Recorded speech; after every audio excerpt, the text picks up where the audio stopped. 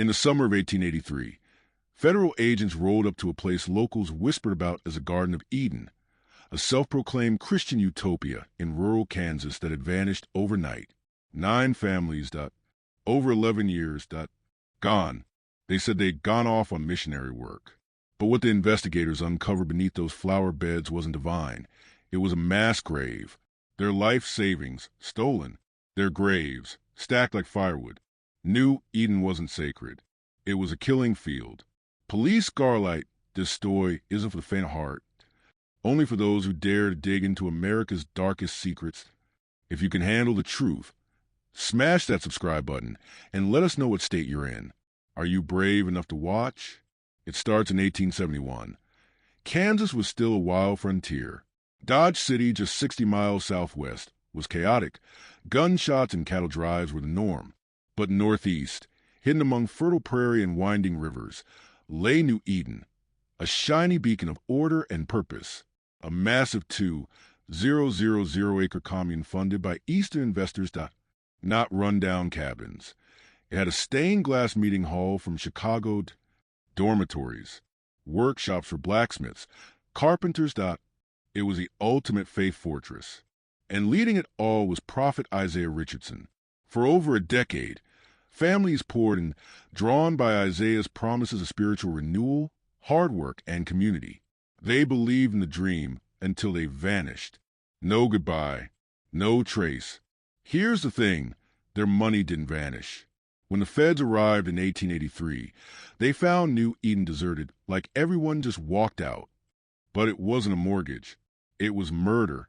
They lifted flower beds, and beneath them, bones, mass graves, money gone. It was one of the most systematic cover-ups in U.S. history, and the government wanted it buried forever. Tonight, we're diving deep into how Isaiah Richardson convinced people to hand over their life savings, only to end up in those graves. Strap in, because this isn't just a true crime story. It's a spiritual horror saga. Because once faith is mixed with fanaticism, even the Garden of Eden can become hell. Imagine a 3-story Victorian mansion rising out of the Kansas wilderness, like a cathedral planted in the middle of nowhere. It was absurd. It was majestic. And it belonged to one man, Prophet Isaiah Richardson. In the spring of 1871, Isaiah arrived in Kansas with his wife, Elder Sarah, and their 23-year-old son Joshua. Isaiah wasn't just a preacher. He was a presence. Tall, commanding, with steel-gray hair and blue eyes, so sharp it felt like he could see your sins before you spoke. His voice, deep and thunderous, like a man who'd heard God and lived to tell it. Sarah was the opposite in volume, but no less powerful. She noticed everything and forgot nothing. She ran their community like a general runs a war room, quiet, disciplined, and completely in control. And Joshua, he was a perfect storm. His father's intimidating frame, his mother's calculating mind, and the unshakable duty to keep the outsiders in line. The Richardsons weren't just building a home, they were building a movement. They called it divine simplicity, a radical belief that true Christians should surrender all worldly possessions and live together in complete harmony. No more hunger, no more fear, no more failures. Just peace, prosperity, and salvation if you handed over everything you own and let Prophet Isaiah guide your soul. Families were desperate. The frontier was brutal. So they came, one by one. 14 families by the end of 1871. Then 28. Then 35. They brought everything, money, livestock, tools, faith. And in return, they were promised a utopia. And for a while it looked real. Crops thrived in soil that shouldn't have supported weeds. Furniture crafted in their workshops sold across counties. Children learned music, art, and scripture. Every evening, families gathered in the Great Hall, where Isaiah's voice painted heaven and warned of hell. People cried, people cheered, people believed. But belief had a price. Newcomers didn't learn the rules until it was too late. No letters could be sent without Sarah's approval. Visits from outsiders, discouraged, dangerous, contaminated. And leaving? Prophet Isaiah warned of horrific visions. Families who left and were punished by God with sickness, ruin, and death. Once you gave your life to New Eden, there was no turning back. Behind closed doors, the Richardson family met nightly in their mansion, always after the community dinners, always in secret. They discussed more than faith. They tracked every doubt, every whisper, every challenge to Isaiah's authority. Some families had questions. Why couldn't they buy winter clothes? Where was the money going? Why were the Richardsons the only ones untouched by hardship? They didn't know that the lush gardens Elder Sarah tended weren't just for vegetables. And they didn't realize that the prophet's sermons were cover for something darker, something criminal. The Richardsons hadn't come to Kansas to build a spiritual haven. They had come to build an empire, one fueled by control, money, and the perfect disguise, religion. The first murder happened on a freezing February night in 1872, exactly 10 months after the Miller family joined New Eden. Herman Miller had started asking questions.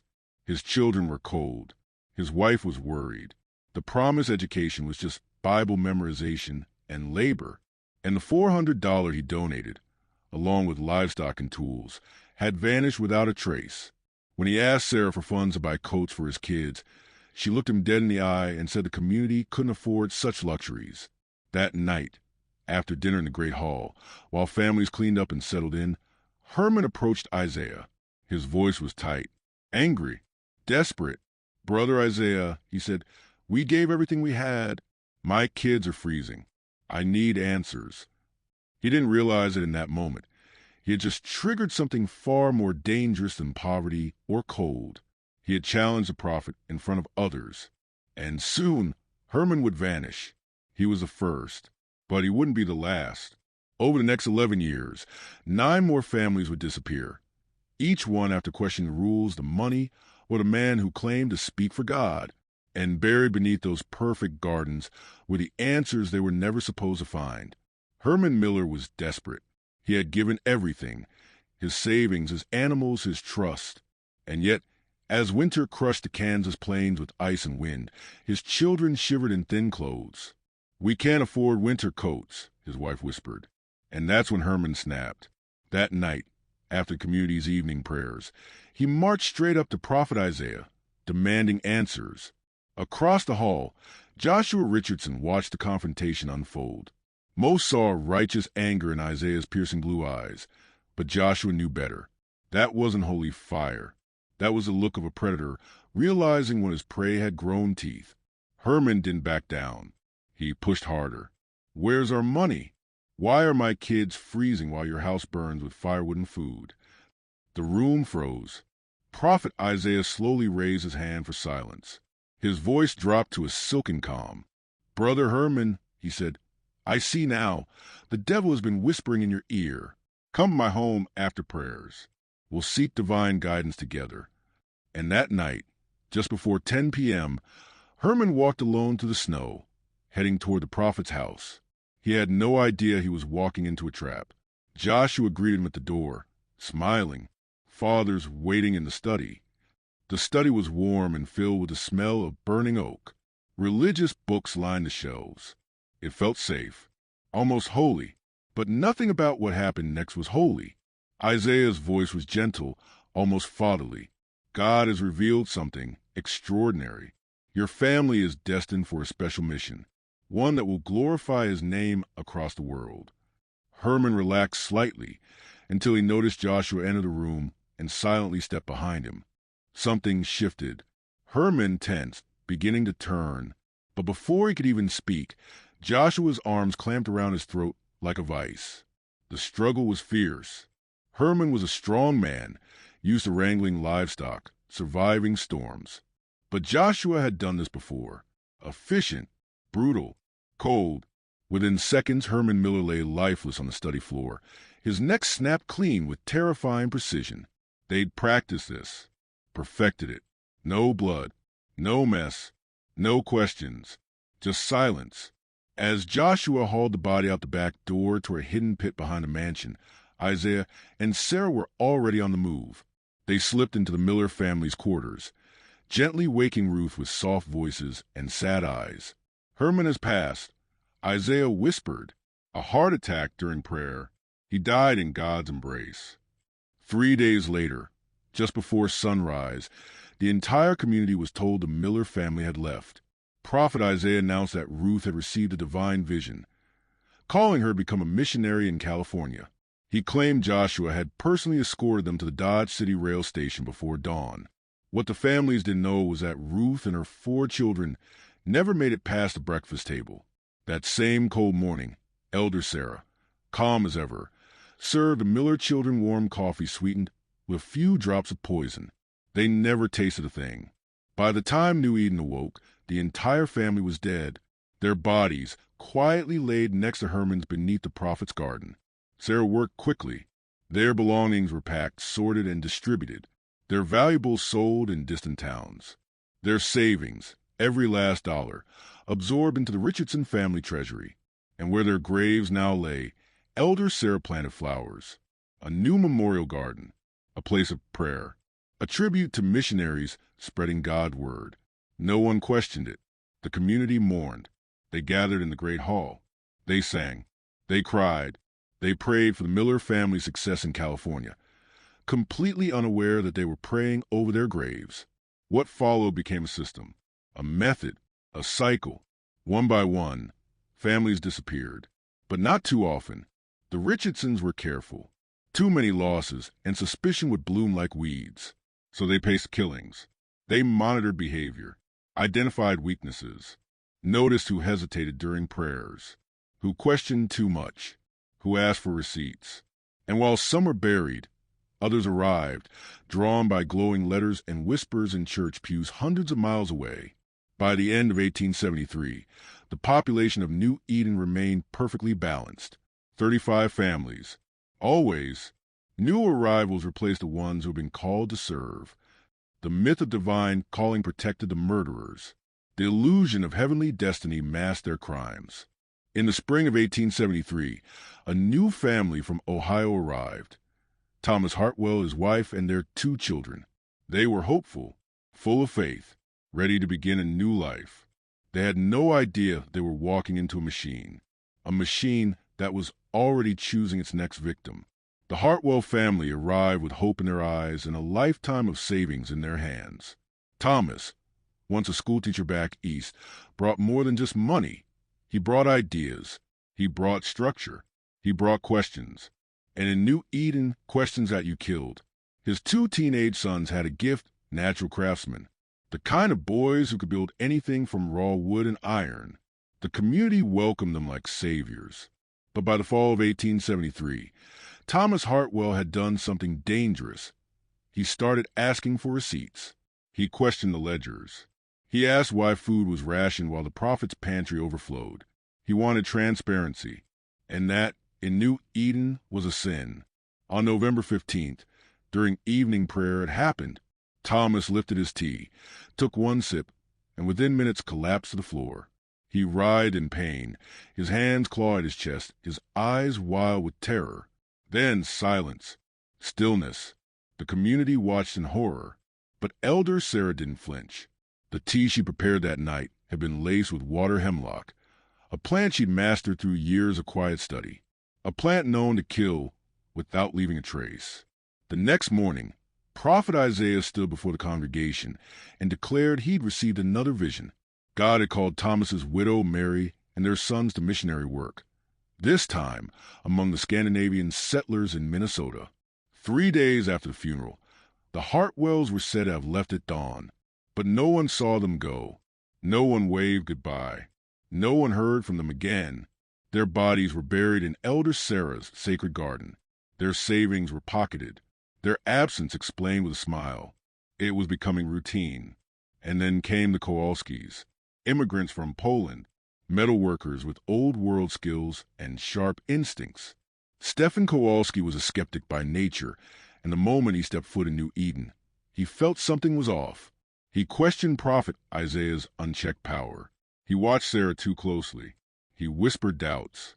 On a frigid February night in 1875, during a violent winter storm, fire consumed their quarters. Flames engulfed the small home within minutes. According to Joshua, who ran in shirtless and panicked, he tried everything to save them, but the blaze moved too fast. The entire family was gone. Elder Sarah wept publicly. Isaiah led a special day of prayer.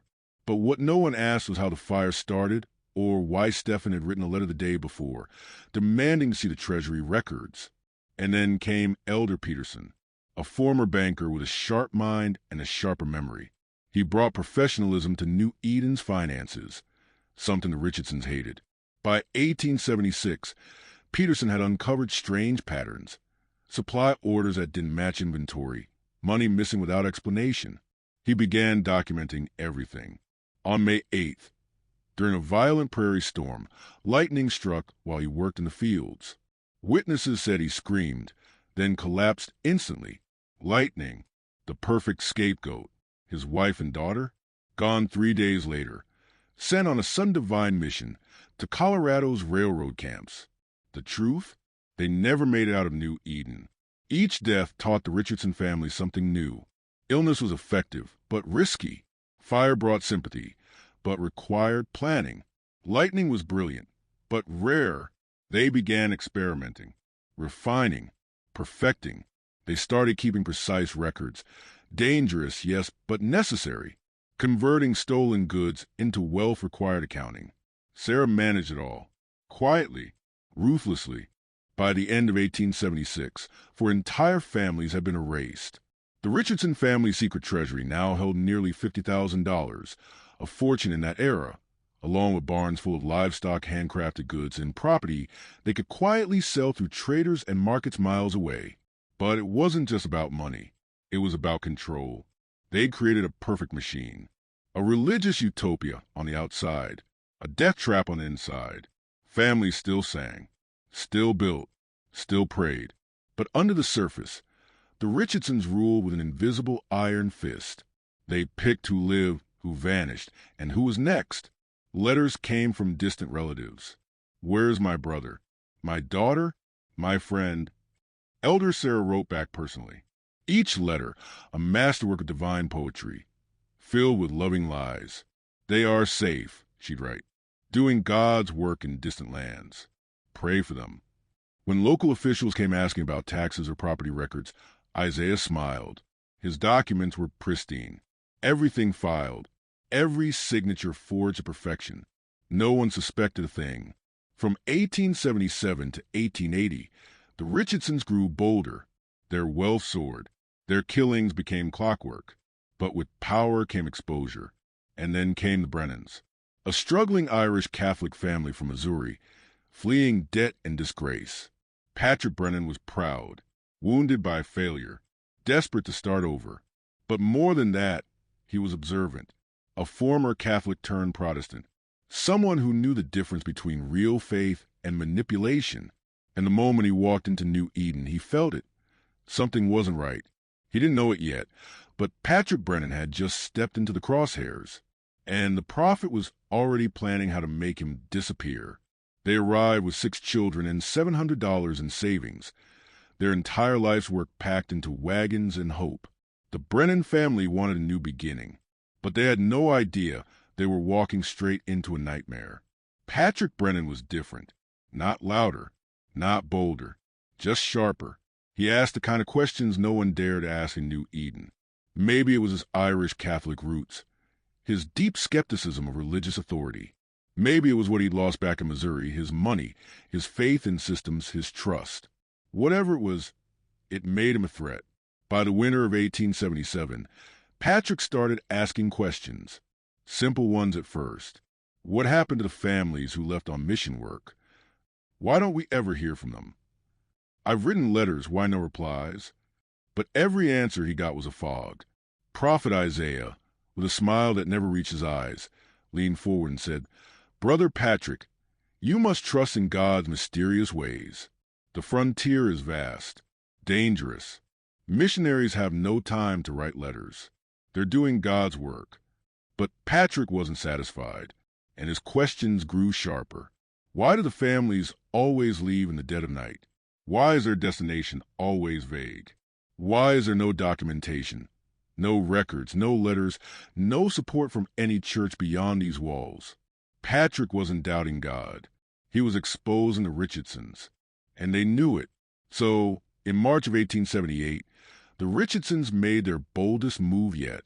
During an evening prayer, Packed hall, all eyes on Prophet Isaiah.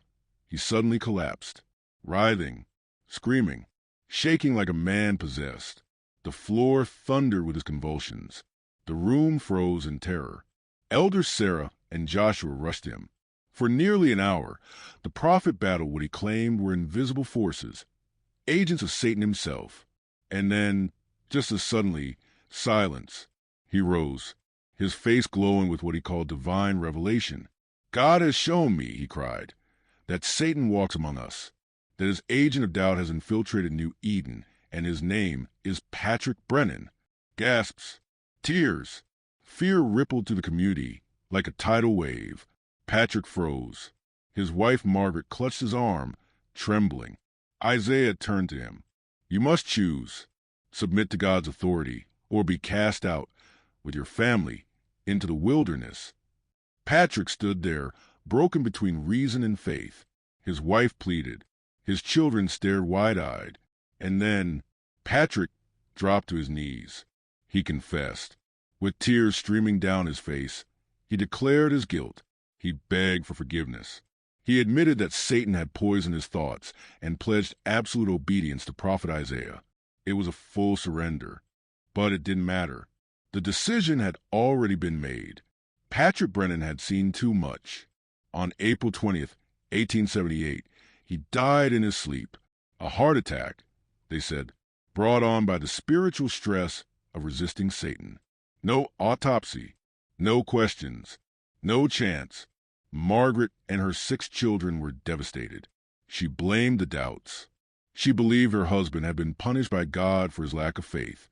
So, when Prophet Isaiah declared that the family had been chosen for missionary work among Irish miners in Colorado, she accepted it, tearfully, faithfully. 3 days later, they were gone from the world, buried beneath the earth. Their belongings seized, their savings, the largest haul the Richardsons had ever taken, vanished into the cult's black treasury. $700 in cash. Livestock, tools, heirlooms, gone. Over the next 3 years, 2 more families disappeared. The Schmidts, German immigrants. They dared ask why New Eden had no contact with Lutheran churches back home. Their household was struck with sudden food poisoning. Only theirs. Then the Caldwells. William Caldwell had a weakness for whiskey and loose lips. One night, he drank too much and started asking dangerous questions. Started talking about the missing families, about the strange silences, about the prophet's convenient revelations. He died that same week. They said it was an accident. But it wasn't William's death that changed everything. It was his daughter, Emma Caldwell, 16 years old, quiet, observant, raised on the frontier. Hardened by survival, she'd seen death, she'd seen lies, and she saw something no one else could see. The pattern. After her mother died of consumption, Emma started watching Sarah, watching Joshua, watching the prophet, and what she found would bring the entire house of horrors crashing down. Imagine this. Sarah starts grilling Emma with laser-sharp questions about her mother's family back east. Were they sending letters regularly? Would they expect to hear from the Caldwells soon? How much did they really know about what the family was doing in Kansas? And here's the kicker. When Emma helped Elder Sarah sort through her mother's things, she noticed something chilling. Sarah carefully set aside every letter, every family record. Then she said this like it was a fact, not a maybe. These documents will be important when God calls your family to missionary service. Wait when your family gets called, not if. That was already decided. Emma's eyes snapped open. She started watching the patterns. And what she discovered was straight out of a horror story. Families who asked questions, families who had resources worth something. They were the exact ones chosen for elimination. But that's not all. Emma uncovered a hidden storage room, right under the prophet's house. Inside, personal belongings from families who supposedly went on missions but left their most precious stuff behind. It was a trap, a cover-up, and Emma knew she had to act fast. In January 1881, she took a huge risk. She wrote detailed letters, explaining everything she'd seen, everything she suspected. She addressed them to Sheriff in Dodge City, the the federal marshal in Wichita, and even her uncle in Illinois. But just before she could send them, Elder Sarah found out.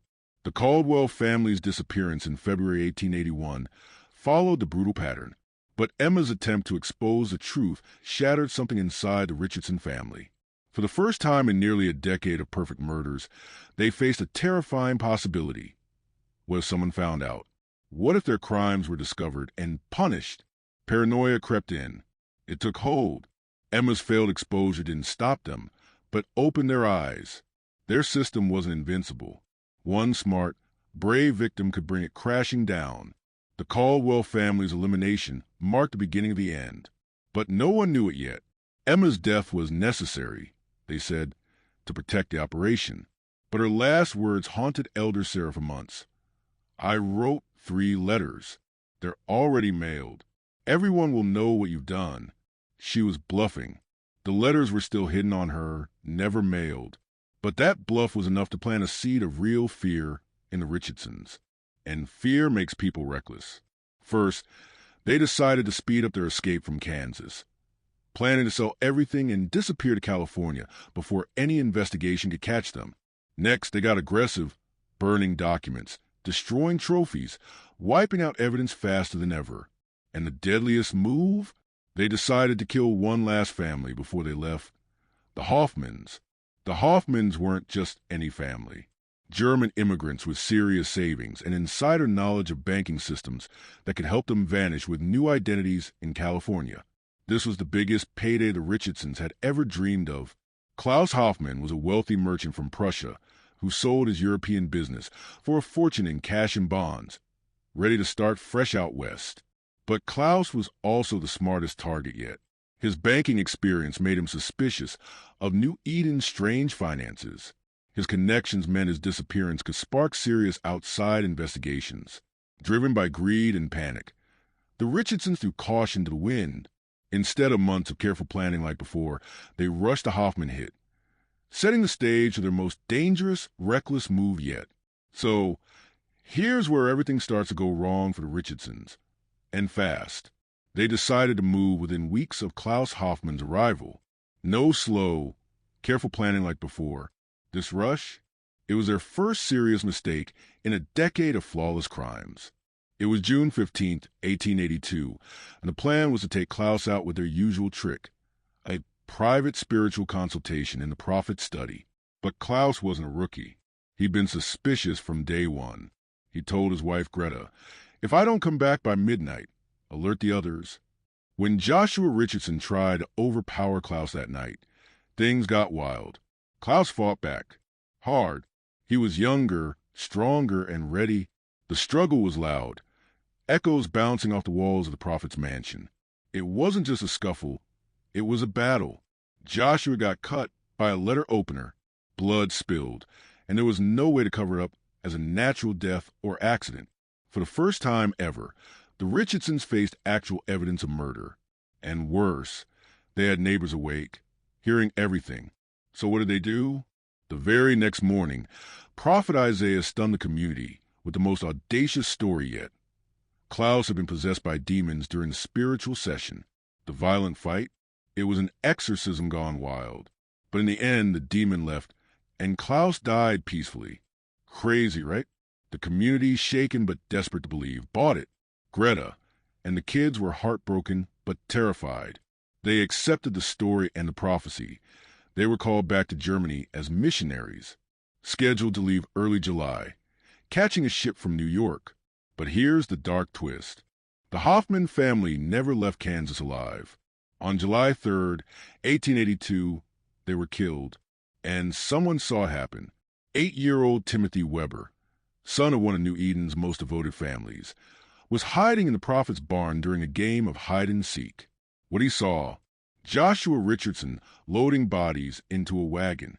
He heard Elder Sarah giving detailed instructions about burial spots in the memorial garden. Timothy didn't understand all the horror, but he knew the Hoffmans weren't leaving for Germany. They were buried in the garden. Innocent questions from a curious kid about the Hoffman family's fate sparked the first real crack in the Richardson family's iron grip on the community. Timothy's father, Elder Weber, approached Prophet Isaiah with his son's confused account. But the answers he got? Increasingly desperate, strained, and inconsistent. For the first time in 11 years, someone inside New Eden seriously questioned the official story. And that was the beginning of the end. But here's where it gets even crazier. Before law enforcement even showed up, this nightmare started unraveling thanks to one persistent woman, Catherine Brennan McKenna. She was Patrick Brennan's older sister, the brother who was murdered back in 1878, and she wasn't about to let the story die. Living in St. Louis, Catherine had something most others didn't: connections. Her husband, Michael McKenna, was a federal customs inspector. She had the resources and the power to launch a real investigation into the disappearances and deaths in New Eden. Catherine was haunted by the silence from her brother's family. No letters, no news. Something was wrong, and she was ready to expose it all. Since Patrick Brennan supposedly left for missionary work in Colorado back in April 1878, something just didn't add up. See, Patrick had been a faithful letter writer his whole life, always keeping in touch with his sister Catherine, even to the hardest farming years of Missouri. But after joining New Eden, complete silence, no letters, nothing, and with 6 kids to care for, that was totally out of character. By spring 1882, Catherine was done waiting. She convinced her husband, Michael, who had serious federal connections, to launch an official investigation. Michael started digging. He contacted federal Indian agents in Colorado, railroad companies that managed travel to mining towns, and even Catholic missionary groups working with Irish immigrants in the West. And here's the jaw-dropper. There was no record of any Brennan family doing missionary work anywhere. No Colorado, no Western Territory, nothing. Armed with this shocking news, Catherine and Michael didn't waste a second. In August 1882, they packed their bags and went straight to Kansas. But here's a twist. They didn't announce themselves. They wanted to see New Eden as it really was. No filters, no warnings. Over 3 intense days, they watched in the hills, using Michael's military-grade binoculars to study the town's every move. What they saw: strange, suspicious. New Eden looked prosperous. Too prosperous. Buildings freshly built, farms stocked with expensive equipment, livestock that screamed investment. None of this fit a struggling frontier religious settlement surviving on donations. Even weirder were the people. At night, through meeting hall windows, Catherine saw the community acting almost robotic, frantic in their religious rituals, like they were performing devotion, not feeling it. The kids? Subdued, watchful, hyper-alert, like they'd been trained to notice everything, saying nothing. Catherine knew that look. She'd seen it in immigrants fleeing religious persecution back in Ireland. Then came the moment that blew their minds. On the 3rd morning, they saw Elder Weber approach Prophet Isaiah with his young son Timothy. Urgent whispers, agitated gestures. Isaiah's usual commanding confidence cracked, replaced by clear anxiety. That night, Catherine and Michael stepped into New Eden openly, demanding answers about Patrick Brennan's family. Their arrival set the whole place on edge. Like a bomb had dropped. Prophet Isaiah met them in the meeting hall, flanked by Elder Sarah and Joshua Richardson. He smiled, smooth, confident, telling them the Brennan family had indeed gone to Colorado, doing amazing work with Irish miners. He even showed letters supposedly from Patrick, full of updates about their mission and plans to build a permanent station. But Catherine, she was not fooled. 40 years of reading her brother's letters had taught her exactly how Patrick wrote. And these letters? Total forgeries. Sure, the handwriting was close, but not exact. The language was stiff, overly religious. Nothing like Patrick's warm, personal style. Worst of all, the letters described mining towns that didn't exist. Geographic details so wrong that Catherine knew without a doubt. These letters were lies. "This is not my brother's writing," she said, her Irish temper flaring. Patrick would never call the Colorado Rockies gentle valleys. And with that, the truth was staring them all in the face. The Brennan family hadn't left New Eden at all. They were trapped, hidden, and in grave danger. Patrick Brennan wasn't some naive settler.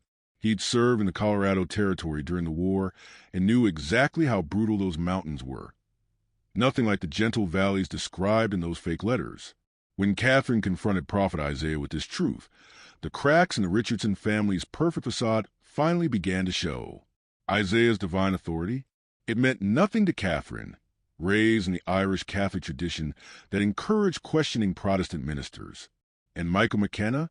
A federal customs inspector with connections and credentials that made it impossible for the Richardsons to just brush them off or scare them away like they'd done with everyone else before.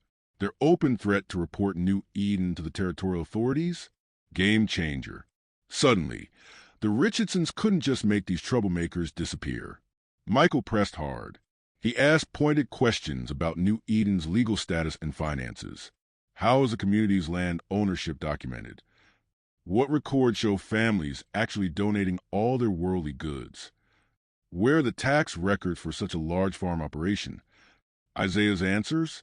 Slippery, vague, full of religious jargon about divine guidance and transcending earthly concerns. He even claimed taxes were handled through secret arrangements nobody else could understand. Michael knew better.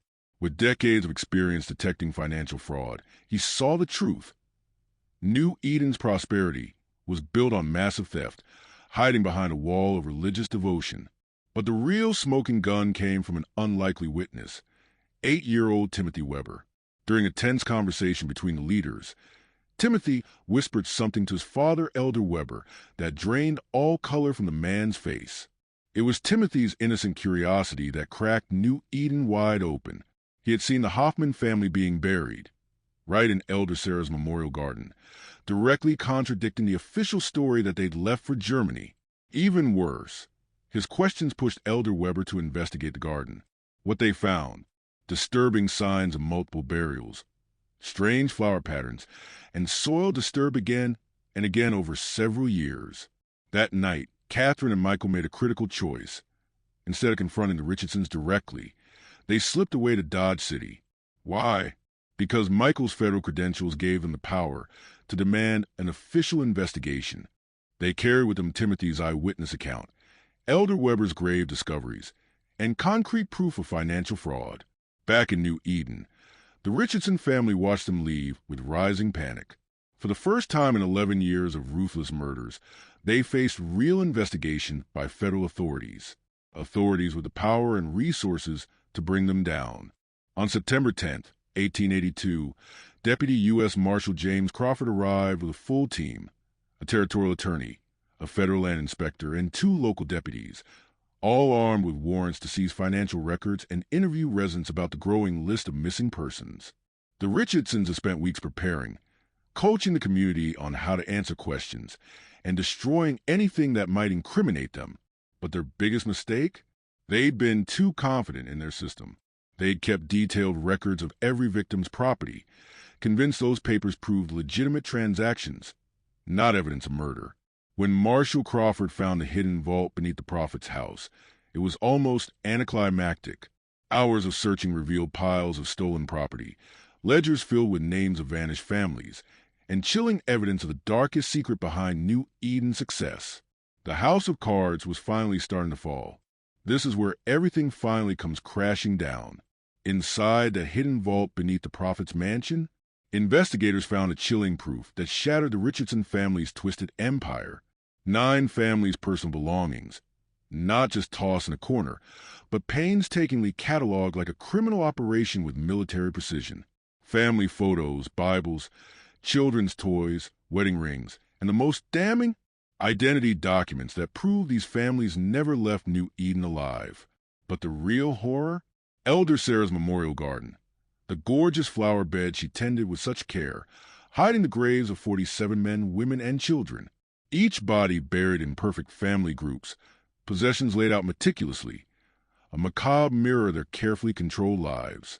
When investigators began digging based on young Timothy Weber's eyewitness account, they unearthed a secret cemetery no one was supposed to know about. The arrests came fast and brutal.